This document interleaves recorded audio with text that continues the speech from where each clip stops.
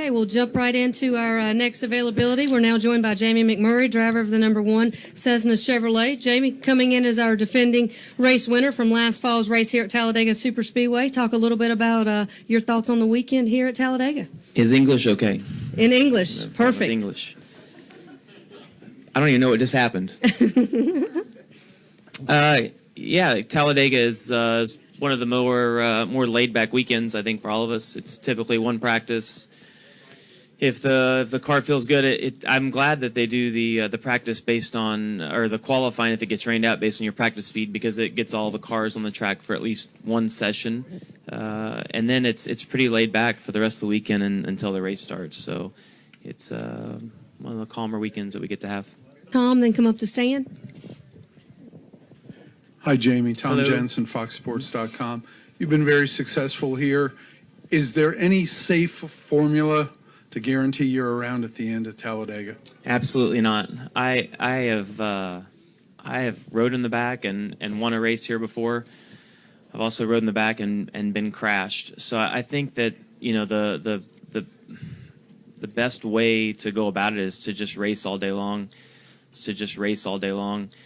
The downside to riding in the back is first off, you don't get to work with anybody and see who you think is going to want to work with you.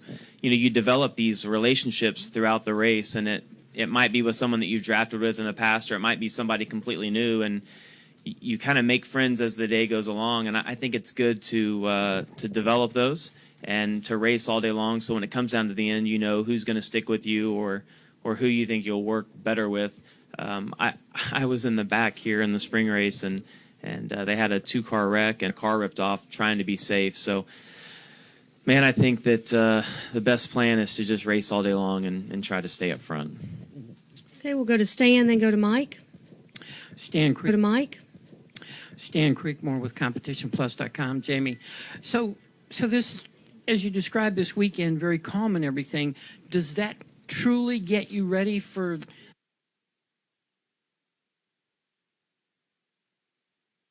the depth of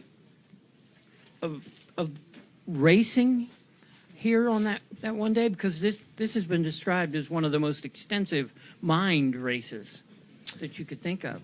Yeah, I mean, I think that, you know, when you look at even the start of the race, pre-race here, it's pretty laid back because, you know, you have 450 miles of not as intense racing as what you have in the last 50 laps or the last 100 miles.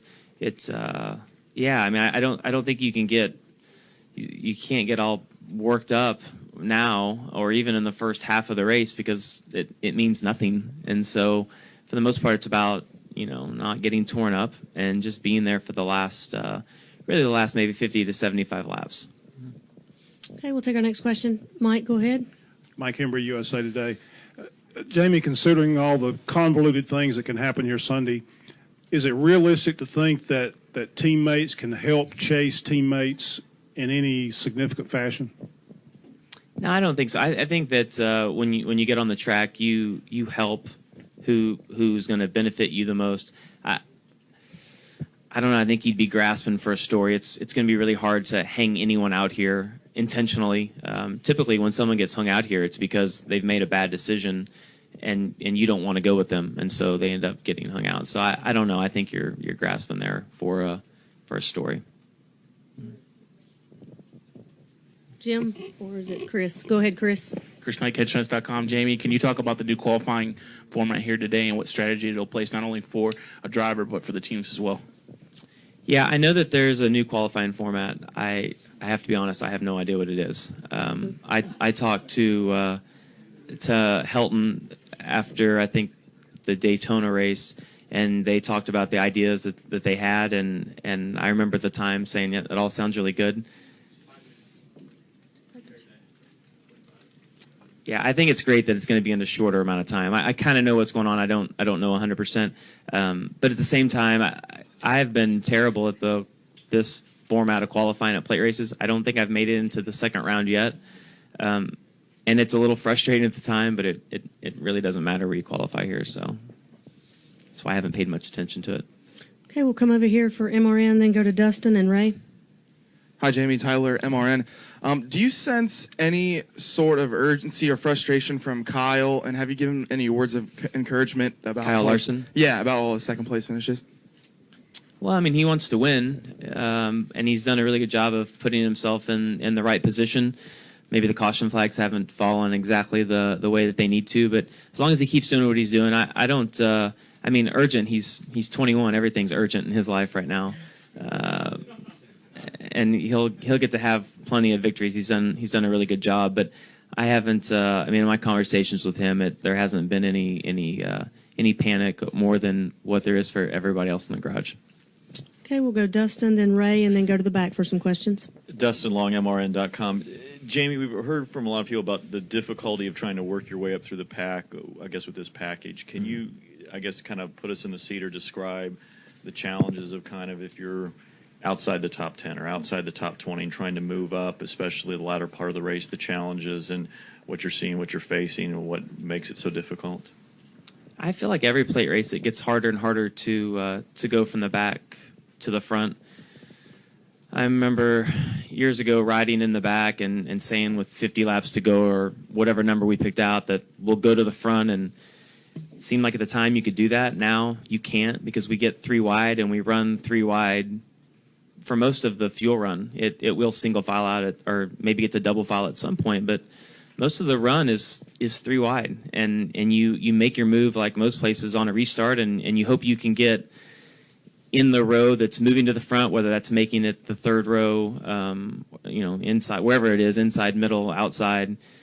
And then it's hard to pass after that. It's hard to go 4 wide because people don't want to go with you when you get past 3. So I think every plate race gets harder, and I think some of that comes from everybody getting smarter about plate racing, maybe being more patient. You used to just love the guys that were impatient because they'd always make the move and no one would go with them, and that would move your row forward. You just don't have that as much as what you used to. Okay, we'll take our next question over to the right. Ray, go ahead. Ray Dunlap, Fox Sports. Normally they talk about how the car is so important here. I'm assuming your car will be similar to Kyle's, but on a week-to-week basis, how similar are your setups the way you and he drive? It's pretty close. There were some setup stuffs that they worked out that Kyle really liked or that I liked. Kyle really liked or that I liked and the other didn't. And once we figured out the differences, it's not much. Both teams have kind of stuck with that setup through most of the intermediate tracks.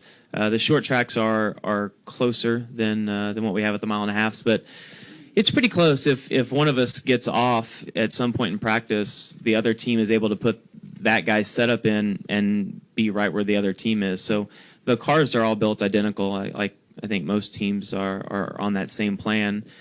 So at the shop, the guys when they build chassis don't know if it's mine or Kyle's, or the same thing with the bodies. It's pretty much all the same. It's the setup stuff's a little different, but they're close enough that we can switch back and forth.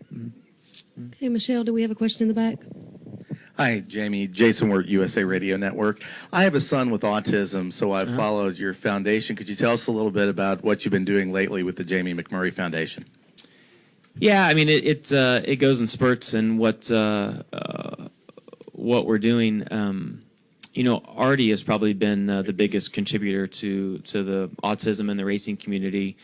So we've obviously got to do a lot of cool stuff with his golf tournament, but it just it just depends on the time of year, and certainly April's a huge month for everybody in the autism community. But right now there's not a lot going on. Okay, final question, Marty. Marty Smith, ESPN. Jamie, generally from your perspective, having been in Cup for a long time, how much do you think drivers in Cup care what their peers think about them? And by peers, I mean other drivers, not your own team. And what drivers do you think in the current field genuinely don't care what their peers think of them? Hey, Matt.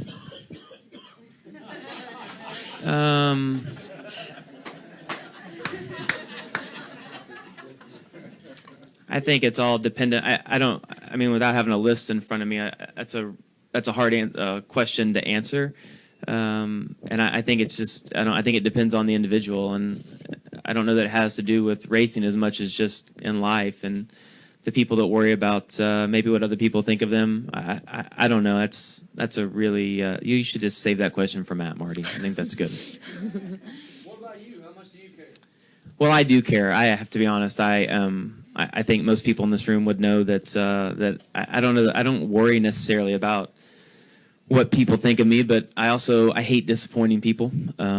I want people to respect me and to think a lot of me, and whether it's my ability, the kind of dad I am, just the kind of person I am. So, yeah, that means a lot to me to to have people think highly of me, and if I'm being honest, it would hurt my feelings when I don't think people respect me or think a lot of me. Yeah. Jamie, thank you for your time today. Good luck this weekend.